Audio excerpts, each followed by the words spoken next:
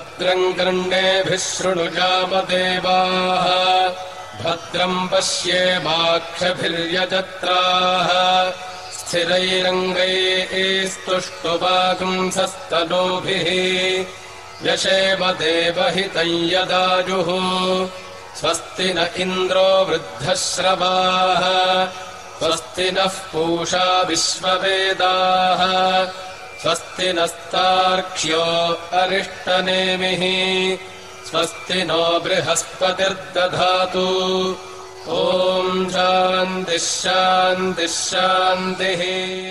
ॐ मौनव्याख्या प्रकटितपरब्रह्मतत्त्वम् युवाणम् वर्षिष्ठान्ते वसदृशिगणैरावृतम् ब्रह्मनिष्ठैः आचार्येन्द्रम् करकलितचिन्मुद्रमानन्दरूपम् स्वात्मारामम् मुदितवदनम् दक्षिणामूर्तिमीडे यन्नित्यमानन्दमनन्तमेकम् शिवेति नाम्ना श्रुतयो गृह्णन्ति तस्यावतारो नररूपधारी कृपासुदाब्धि भुवि रामकृष्णः जननीं शारदां देवीं रामकृष्णं जगद्गुरुं पादपद्मे तयोः श्रुत्वा प्रणमामि मुहुर्मुहुः। नमः श्रीयतिराजाय विवेकानन्दसूरये सच्चित्सुखस्वरूपाय स्वामिने तापहारिणे सदाशिवसमारम्भां शङ्कराचार्यमध्यमाम् अस्मदाचार्यपर्यन्तां वन्दे गुरुपरम्पराम्। यैरिमे गुरुभिः पूर्वम् पदवाक्यप्रमाणतः व्याख्याताः सर्ववेदान्ताः तान् नित्यम् प्रणतोऽस्म्यहम्। यस्यात्मभूतस्य गुरोः प्रसादात् अहम् विमुक्तोऽस्मि शरीरबन्धात् सर्वोपतेष्टुः पुरुषोत्तमस्य तस्याङ्घ्रियुग्मम् प्रणतोऽस्मि नित्यम्।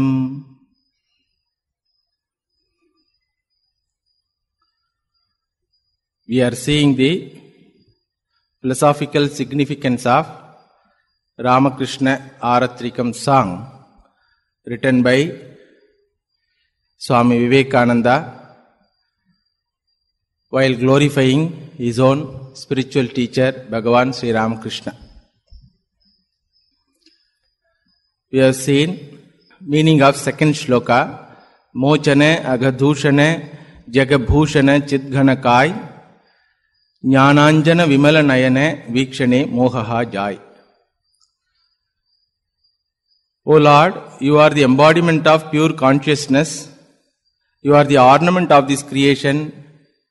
This creation is ornament for you, and you are the destroyer of ignorance. By the mere glance of your pure eyes, which is smeared with Atmajnanam, you destroy our delusions. Bhagavan protects the devotee who surrenders to him in three ways. One is by removing his papam. Another one is by removing his papa shariram. Third one is by removing the ignorance of the individual. Here Swamiji says, Jnananjana Vimala Nayane Vikshane Mohaha Jai. Just by mere glance, he remove the ignorance of the devotees who are matured enough. So it's a beautiful assertion. So naturally the question comes, how can Lord's Ekatva Darshanam, vision of oneness, can remove my ignorance is the question. How a person's vision can remove the blindness of another person. Suppose a doctor is having vision. He is treating a patient who is blind. Just by seeing, can doctor remove the blindness of the patient is the question. Shastra says it is possible under one condition.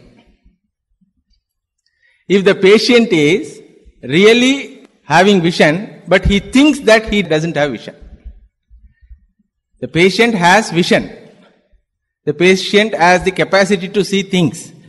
But because of psychosomatic disease, he thinks that he is not able to see. In that condition, the doctor can give counseling. Just by mere counseling, the doctor can make the patient to see things. The patient thinks that I am blind, therefore I will not open my eyes. So he is brought to the hospital. The doctor understands. Please open your eyes. No, doctor, I don't open the eyes. Why? I am blind.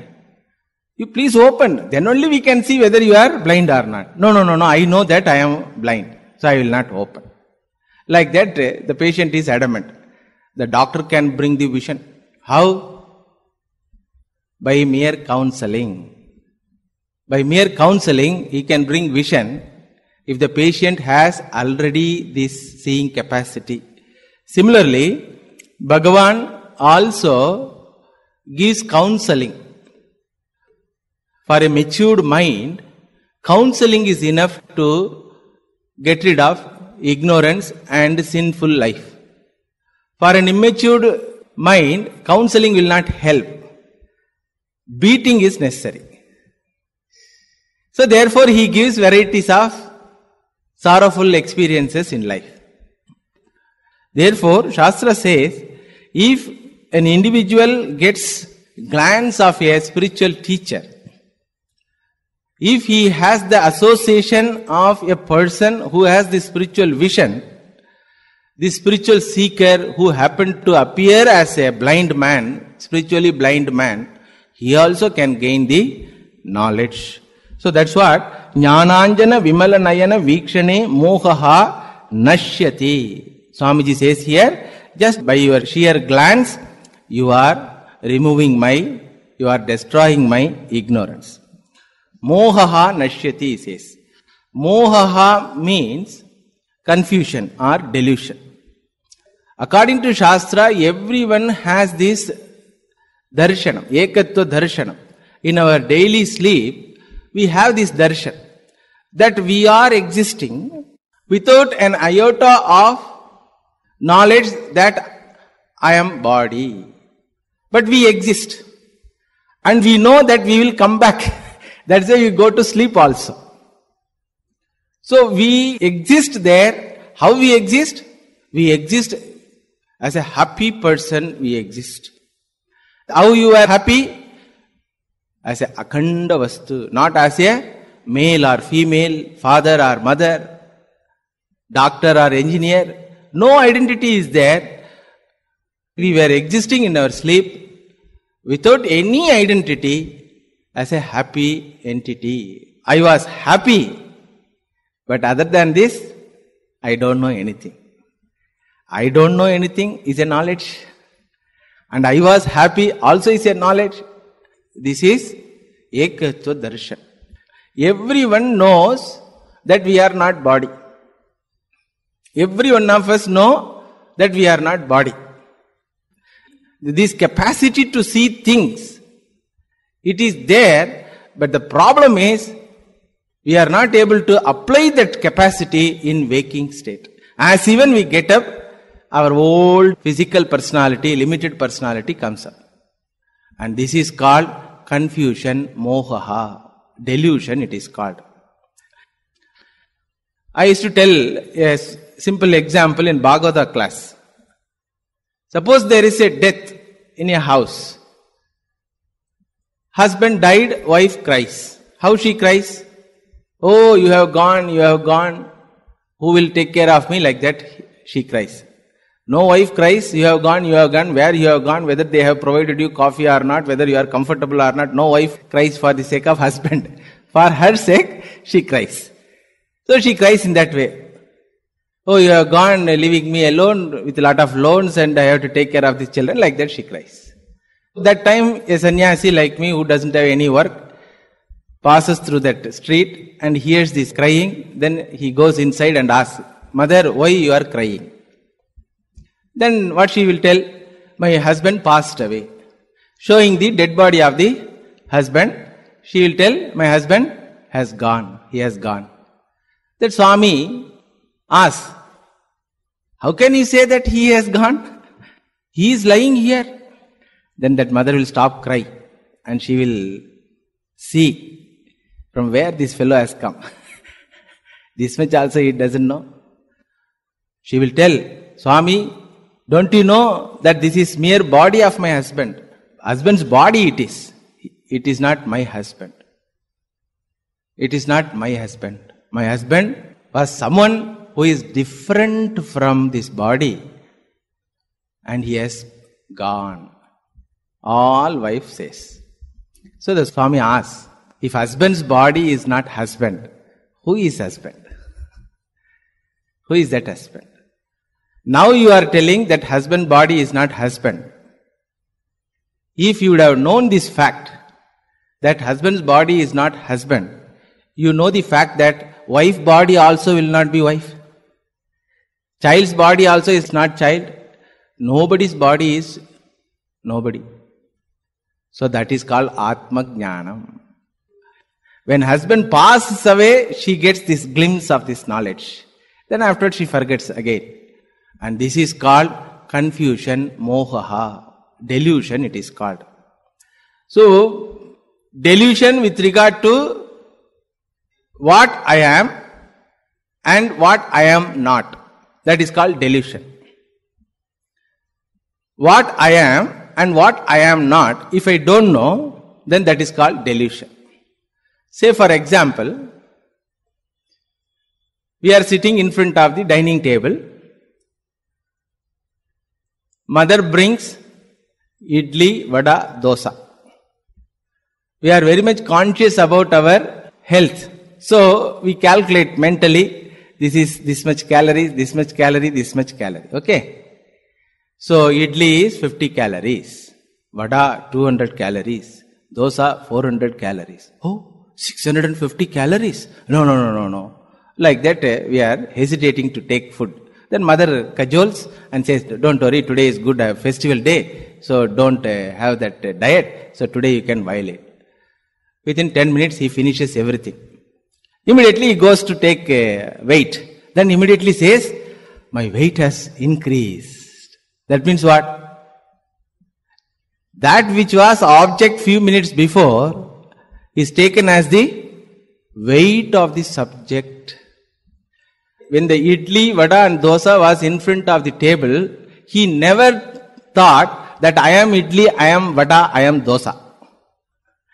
Once it has gone inside, idli, vada, dosa becomes first person singular I. So this is called delusion. What I am not. Suppose mother scolds, you fellow dog, like that. Then the child says, I am not dog. Don't call me dog. Then mother asks, how can he say that you are not dog? Because it is different from me. I am seeing it. I am perceiving it. It is different. Oh, that means whatever you perceive is different from you, therefore you are not that. Correct? Seer of the dog is not dog. The child says, I am the seer. Dog is seen object. Seer of the dog is not dog. Similarly, seer of the table is not table. Then mother asks, seer of body?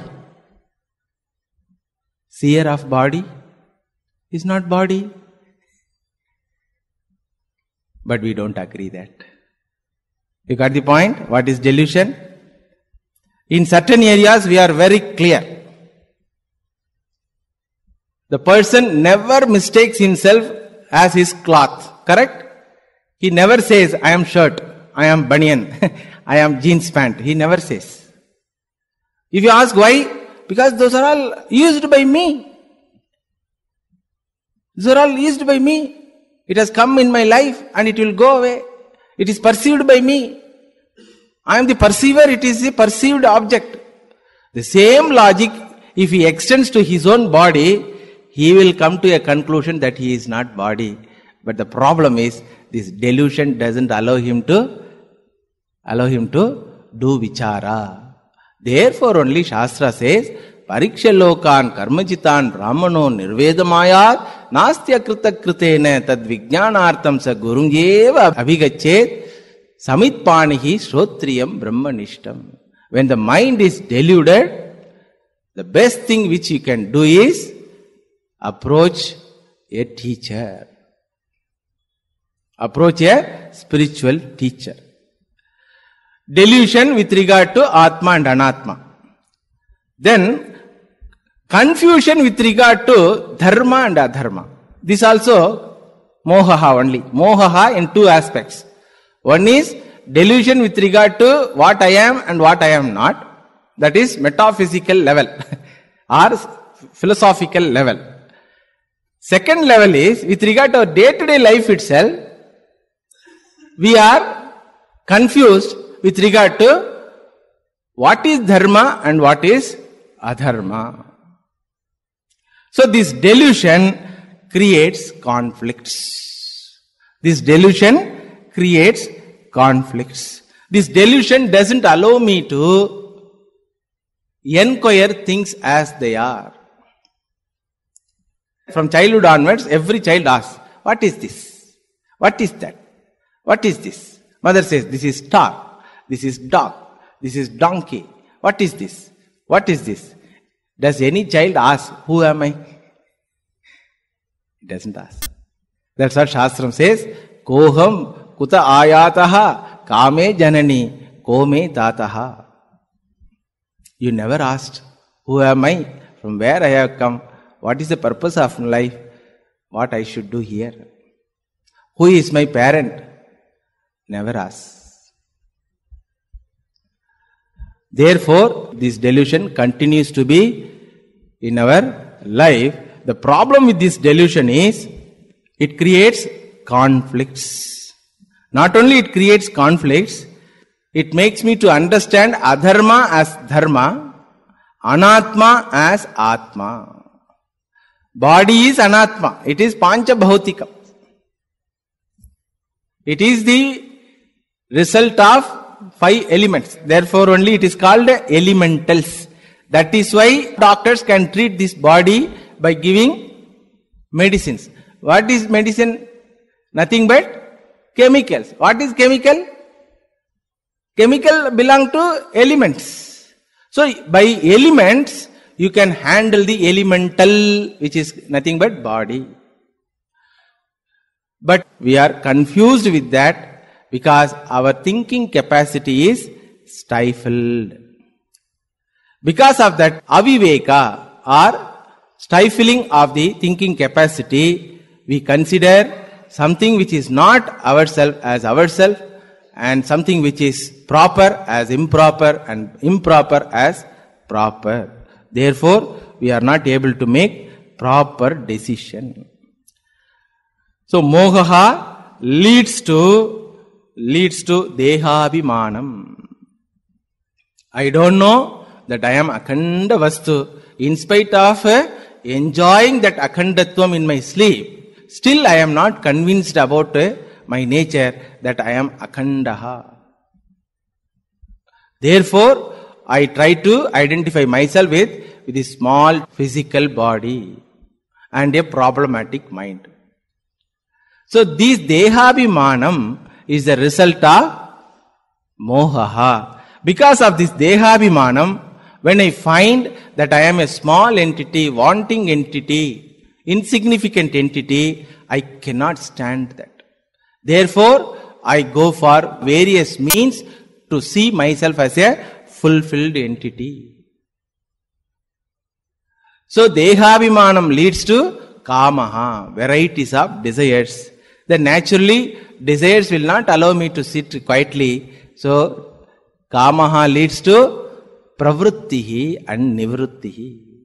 I go towards something and I want to get rid of from something. You go to a register office, you can find one and the same house, somebody is interested in selling and somebody is interested in buying. You ask the person who wants to sell that house, he will have his own problem list. Oh, because of this house, I have a lot of problems, therefore I don't want this house. Another fellow who is waiting there to buy, you ask him, he thinks that by buying this house, I am going to get fulfillment. So one and the same entity is considered as wanted one by someone. is considered as unwanted one by another person. So pravritti and nivritti. One person want to get rid of house, another person want to get house. So all pravritti and nivritti because of kamaha. This kama leads to karma, that is pravritti and nivritti, and karma will produce result. Every action will produce result. Buying action will produce the result what? That he is the owner of so and so building. Then after that only he will come to know that corporation has not given permission to build this house. The seller never told this truth that without permission I have built it. So therefore only you want to sell it. He never told. So after buying only this fellow came to know, Arey, I am cheated. So kama leads to karma, karma leads to sukha dukkham. Then again in dukkha, what happens? Mind is deluded. So this is a vicious cycle. Therefore, here Vedanta says that moha leads to dehabhimanam, dehabhimanam leads to karma, karma leads to karma phalam. That karma phalam will be in the form of either sukham and dukkham. So this person will decide that having lots of wealth is the purpose of life. Because he enjoyed the respect given by the society just because he has a house. So immediately he plans for purchase of second house. Plans for purchase of BMW car. Plans for purchase of another plot like that. Therefore, he will have running race because of these misplaced values. So he will think time is money. It's a funny claim. Many places you can see. Time is money. That means the person values money more than time. Time is moksha, you can tell, nah. Time is God. Time is happiness. But he will tell time is money.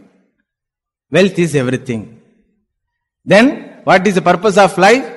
Kavo piyo, maja karo. Nicely enjoy life. He knows that. He cannot do that. Because every enjoyment is connected with three doshas. Every enjoyment is accompanied always by three defects, three sorrows. One is apekshikatvam, another one is sadishayatvam, third one is anityatvam. Anything, any blessed thing come to our life will have these three doshas, which will give you sorrow. First one is apekshikatvam.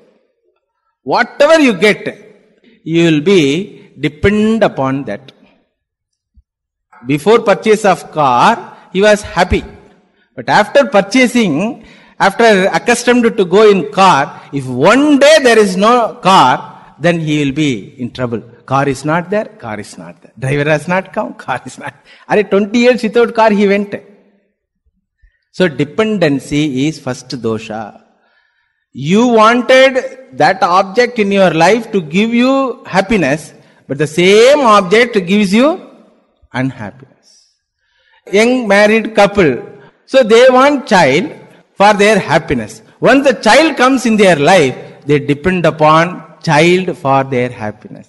If the child is unhappy, they are unhappy. If child is sick, they are sick. If child dies, entire life is lost.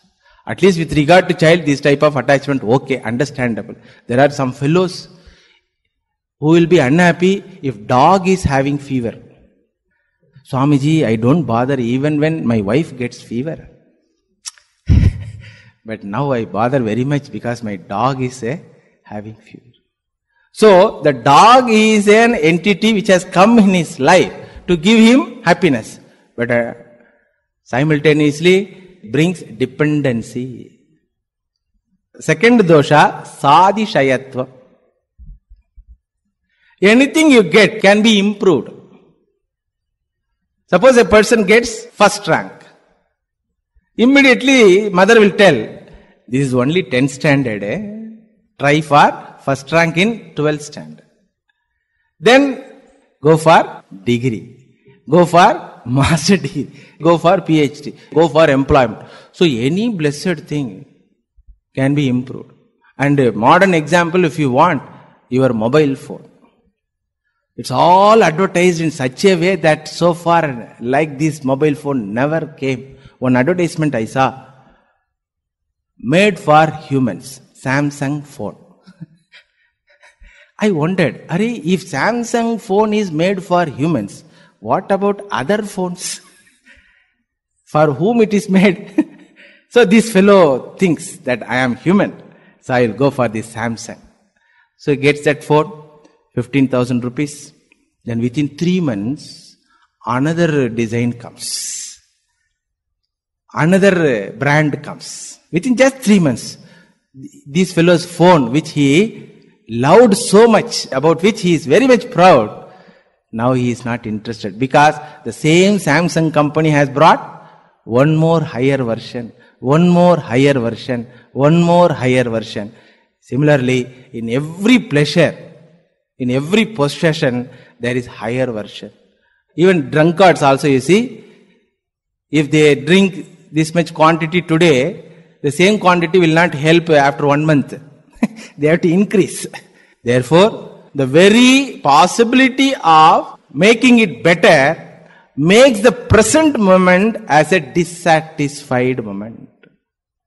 The possibility of making better something in future makes the present moment as a dissatisfied moment. Therefore, he is eternally dissatisfied. It is called sadishayatvam.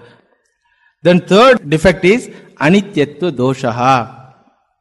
Anityatva doshaha means, as even it has arrived in our life, it will depart one day. Any blessed thing arrives in our life will depart one day. So these 3 doshas keeps the person's life always in shoka. So this delusion not only stifles the discrimination capacity of human being, all the time it gives him unhappiness. And it never allows the person to learn things. When it is available, when a particular thing is available in his life, he is totally gone with that. Like a child who gets a gift, a mobile phone gift, all the time the child spends with the mobile. When the mobile is not there, the child spends time all the time crying. Similarly, our life also, whatever we possess, when it is present in our life, we spend the entire time with those things. When it is absent in our life, we are sorrowful because of that absence. Therefore, mind is either elated or depressed, never allowed for learning. Learning is possible when the mind is calm and quiet. So it never allows the person to learn, to see things as they are. Mohaha doesn't allow the person to solve his problem. As a child, he thought, I am ordinary child. Everybody told, you are ordinary now. You should get PhD. You should get good position. You should go to America. Like that, everybody gave him motivation. So he thought, I am ordinary, I will become extraordinary. Because I am ordinary, now nobody respects me, therefore I am unhappy. Therefore, today I am ordinary, unhappy person. Then he goes through varieties of struggles and achieves what he wanted to achieve. Then after achieving also, you ask the same person after 25 years or something, he will tell, I am extraordinary, unhappy person. Initially he was ordinary, unhappy person. Now I am extraordinary, unhappy person. Initially I was illiterate, unhappy person as child. Now as adult I am educated, unhappy person. As a poor man I was poor and unhappy. Now as a rich person I am rich and unhappy. 20 years before I was Indian citizen and unhappy. Now I am American citizen and unhappy. So this unhappiness epithet goes on continuing, never allows the person to solve the problem. Life began with few desires. Everybody's life began with few desires. Balloon, toys, mobile phones, like that. When it ends, life should be satisfied or not? You ask any person who is in deathbed, are you satisfied? He will tell on big list. I could have done that, I could have done that, I could have done that, I could have done that. So I began the life as a dissatisfied person. I end the life also as a dissatisfied person. Therefore only this mohaha is a curse to the humanity. This mohaha is not there in any species. This confusion is not there. No cow mistakes non-vegetarian food as vegetarian. No cow. Nor any cow says, I am bored with this Indian grass. So honey, let us go to Holland. There beautiful fresh grass will be there. No cow says. Because there is no faculty of choice. Only human being has this faculty of choice. Therefore only it is subject to manipulation. Being subject to manipulation, if it is not guided properly, if it doesn't have objectivity, if there is no enough data to decide, the life will be hellish life. That's why everybody is confused whether to go for marriage life or not. To marry or not. Young boys have confusion. Even if they decided to marry this girl or this boy or another girl, another boy. 4 horoscopes have come. Whom to marry? Like that, we have always oscillation. This oscillation keeps human life in toes. Always anxiety, always confusion, always dissatisfaction. This is not only for ordinary people. Shastra says, great people also had this problem of moha. Very, very successful people like Arjuna, Bharata had this. That's why we find in Ramayana, Bharata was such an extraordinary person, but we find Bharata in Ramayana that he is trying to make Rama to be adharmic. He says to Rama, father gave promise to mother and that was a blank check. Father died now, why should you follow Satya? Why should you keep promise given by father? Like that, tries to bring back Rama to Ayodhya. Rama says, my dear, this is not proper. Because of attachment towards me, you are asking me to do adharma. Give up this attachment. Sarve kshayanta nichayaha padananta samuchrayaha sanyoga viprayoganta maranantam tu jivitam. Sarve kshayanta nichayaha. Whatever you gain in your life will go away in time. Whether it is Ayodhya or any other treasure. Padananta samuchrayaha. One who has gone up, anywhere letting go up, he has to come down to his normal place. Sanyoga viprayoganta. All gatherings, all meetings will end one day. Not only that, maranantam tu jivitam. Very life will have an end. Therefore, don't go by your whims and fancies. Don't go by your likes and dislikes. Go by dharma and adharma. Don't have this confusion. Don't have this mohaha. This mohaha is because of attachment. This attachment is because of dehabhimanam, that I am your brother. This dehabhimanam is because of atma ajnanam. Similarly, in Krishna Avatar also we find such a great person like Arjuna who has seen Shiva face to face, who has gone to Indraloka. Our people can say, I am foreign returned. But Arjuna could say, I am heaven returned. such a successful person, but in his life, a day comes just before the Mahabharata battle. 13 years he prepared for this battle. He knew that all these Kauravas are adharmic people. That he is a Raja. Therefore he has to establish dharma in the society. To establish the dharma in the society, he has to punish these Kauravas. He knew that. Therefore only he planned and equipped himself for 13 years. But the moment of action came, he broke down. He says, Papameva ashrayed asman hatvaitan atatayinaha. Suppose a judge says, by killing this terrorist, by giving judgment, by giving capital punishment to this terrorist, I will get papam. Can a judge say? He is a proven criminal. So it is your duty to give punishment to him. So here Arjuna says, he says they are atatayinaha. Atatayin means a person eligible for shoot at sight. He is called atatayi. Arjuna says they are atatayis. But by killing them, we will get papam. See the confusion? To kill them only he equipped himself, he prepared himself for 13 years.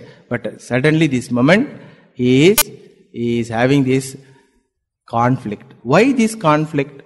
Shastra says, any amount of worldly intelligence will not guarantee you a conflict-free life.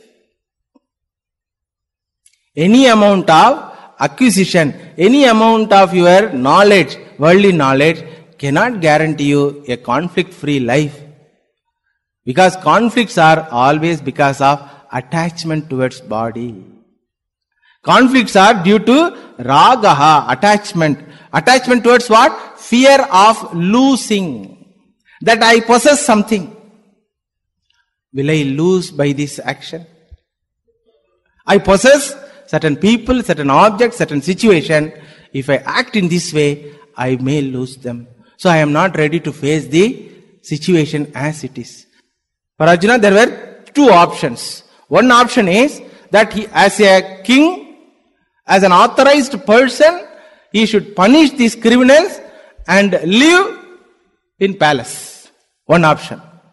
Or second option is, as a renunciate, he can give up entire role of being a king and get away. Then also he will not live with the relatives. Correct?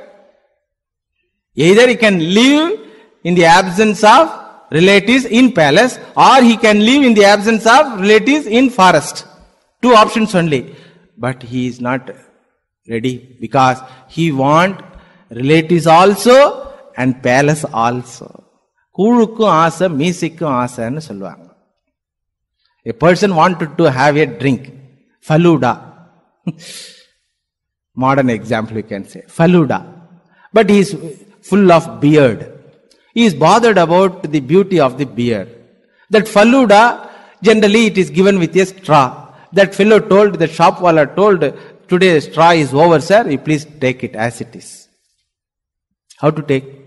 If he takes, then that mustache becomes dirty. So he doesn't want the mustache to be dirty. At the same time, he doesn't want to give up this Faluda. Because 100 rupees. So both cannot be done. Either you have to temporarily dirt the mustache, then you can wash. But he is not ready for that. Similarly, Arjuna also had this conflict that to have yuddham or not. He could not decide because the attachment towards the relative's body. Whose relatives? My relatives. So again, attachment towards one's own body. Why attachment towards one's own body? Because of Atma Ajnanam.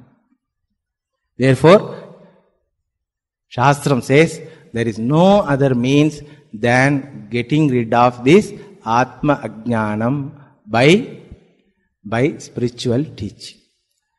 Only when a person gets a spiritual teacher, he is free from all conflicts, confusions and delusions. Therefore only Shastra always say, if at all you want to have grace of the Lord, and that grace will be in the form of teaching, spiritual teaching. Krishna loved Arjuna, and Arjuna now is in distress. Karpanya tosho pahatas subhavaha prichamitvam dharma sammuda cheta yashreyasyan nishchitam bruhitan me shishyasteham shadi mam tvam prapanna. I am confused with regard to dharma and adharma. What is good, what is bad, I am not able to decide. Therefore, O Lord, please protect me. How the protection can be? The real protection is always in the form of spiritual teaching. So Bhagavan Krishna might have given some other type of protection. He might have told Arjuna, I am God. Have faith in me. See. Like that he could have shown some magic form. Vishwarupa Darshana. Obey me. Like that he could have told, na. Why he did not do that? Because again after 6 months this fellow will come and again tell I am confused. So once for all the solution should be given. What is the way?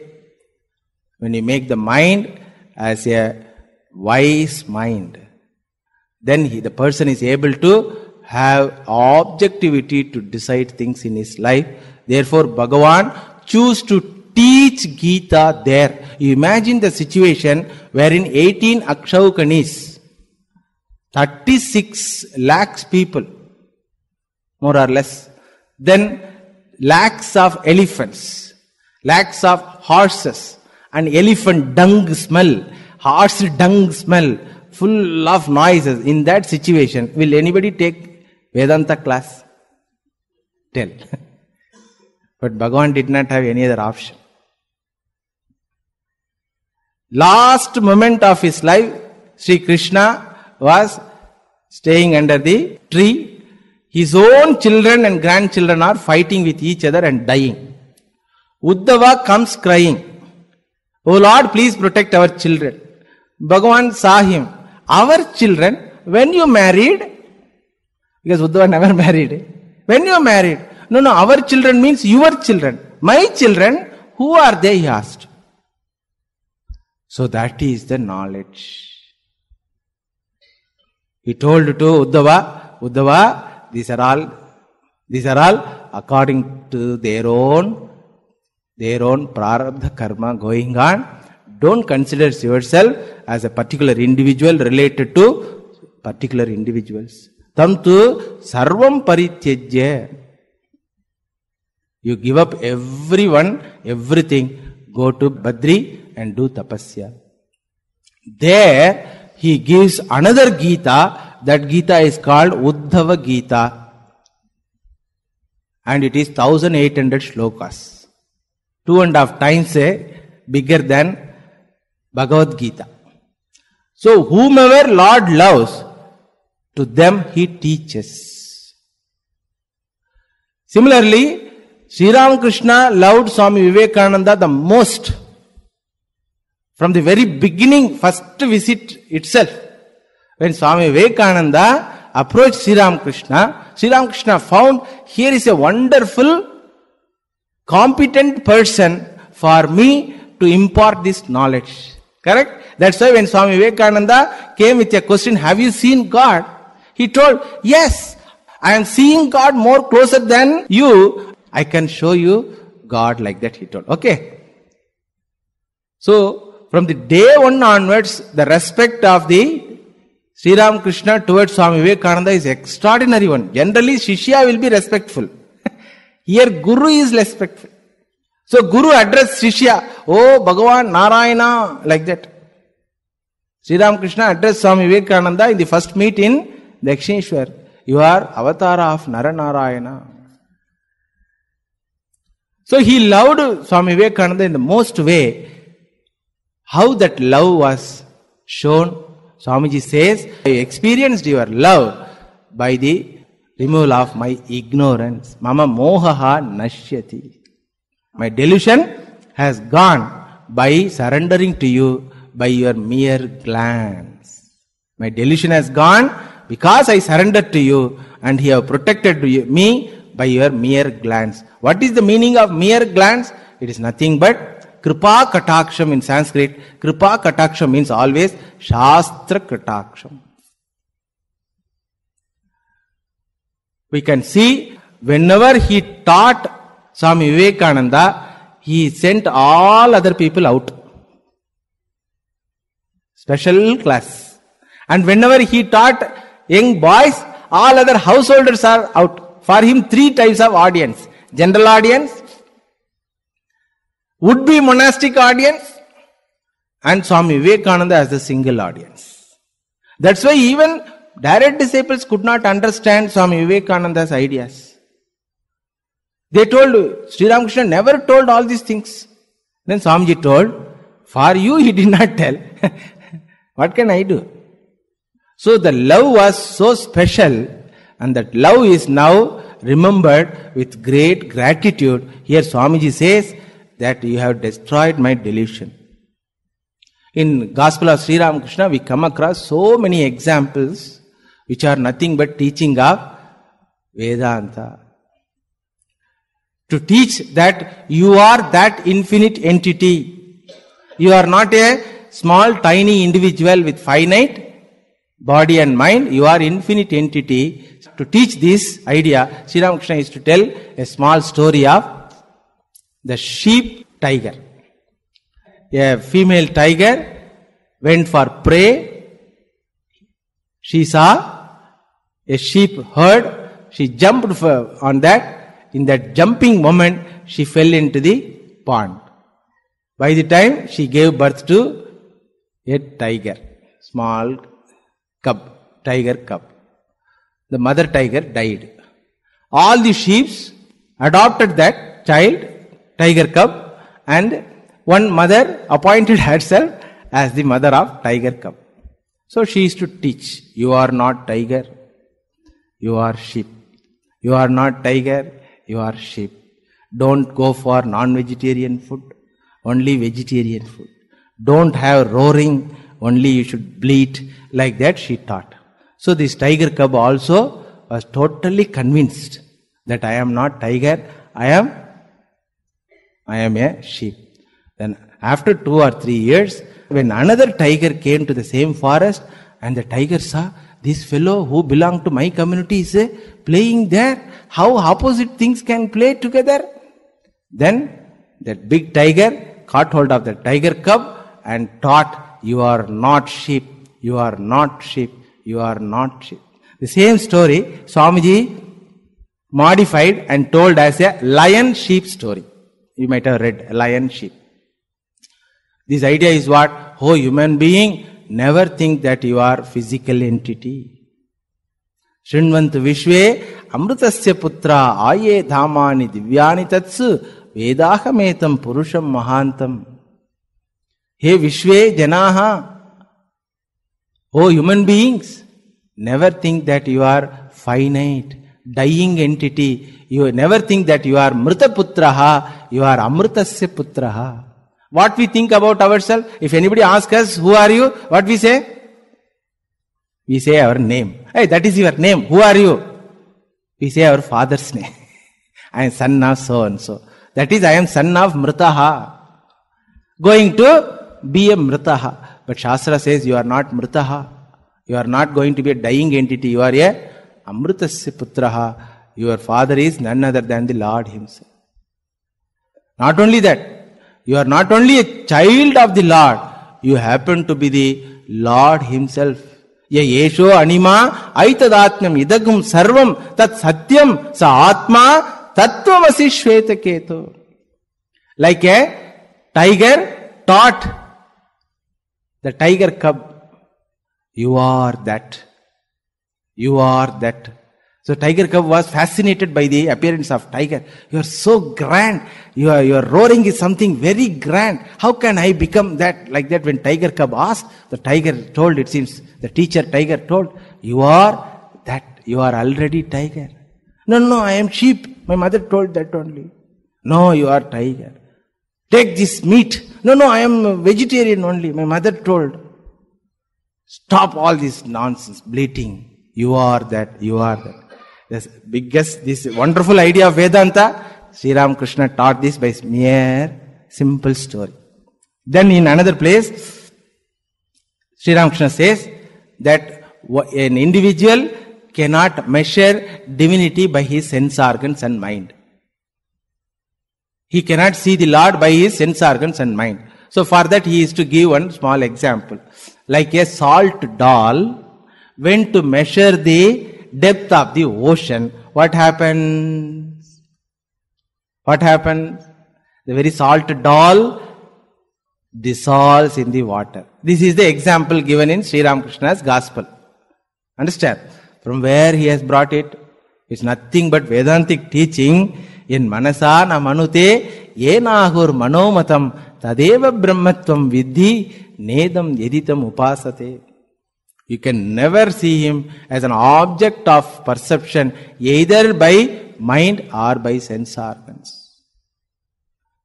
Shrotrasya shrotram manaso manoyat vachoha vacham savu pranasya pranaha chakshusha chakshuhu atimuchyati dhiraha pretyasman lokat amruta bhavanti. Never search him here and there. He is always available entity. He is not available as an object in front of your eyes, but he is the subject which is behind the sense organ called eyes. Shrotrasya shrotram. Ear of the ear, eye of the eye, mind of the mind. What we understand? That's what Vedanta. Sri Ramakrishna beautifully gives a small example that you cannot measure the Lord. Another example he gives to clarify more. A person knocked the door of another person, and the house owner opened the door, and the guest asked, "Do you have fire?" House owner saw like this. "You fellow, midnight you are disturbing. Why you are disturbing?" No, I want fire. "Do you have fire?" "Hey fellow, you are having a lantern lamp. In that itself fire is there. Keeping fire with you, you are asking me fire. It is already with you." That's what Shastram says. What you are searching after is none other than you. You are searching after freedom. You are the embodiment of freedom. You are searching after love. You are embodiment of love. You are searching after ananda, happiness. You are embodiment of happiness. Great Vedantic teaching Sri Ramakrishna used to bring through small looking analogies. It's not small analogy, small looking analogy. So Sri Ramakrishna gave his blessing to Swami Vivekananda in the form of teaching. That's what Swami Vivekananda remembers with all gratitude, and he sings the song, "Oh Bhagavan, by your jnana chakshu jnananjana vimala nayana vikshanena mama mohaha nashyati." By your vision of pure eyes which is smeared with Advaita Darshanam, my delusion has gone. I got vision. I also got vision. That is the idea. Lot of other teachings are there. We will see in the next class. Niranjanam nityam anantarupam bhaktanukampat shrita vigraham vai Ishāvataram parameshamīdyam tam Ramakrishnam shirasa namāmi. Om Shanti Shanti Shanti Harihi Om Tat Sat Shri Ramakrishna Arpanamastu.